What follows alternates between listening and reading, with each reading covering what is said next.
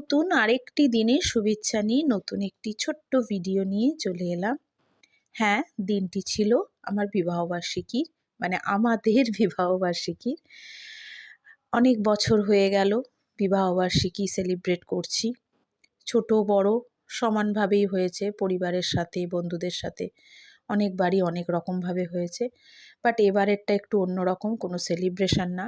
তবে হ্যাঁ, আমাকে একটু প্যাম্পার করার জন্য আমার হাজব্যান্ড হোম ডেলিভারির থেকে খাবার আনিয়েছে, আমাকে রান্না করতে হয়নি।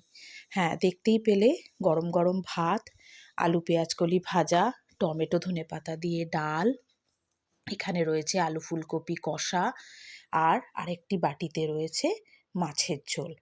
সো আমরা জানি একদিন যদি রান্না না করতে হয় মনটা কি খুশি হয়ে যায়, আর তার উপরে সেটা যদি হয় বিবাহবার্ষিকী, এর চেয়ে বড় গিফট আর কিছু হতে পারে, তাই কি না?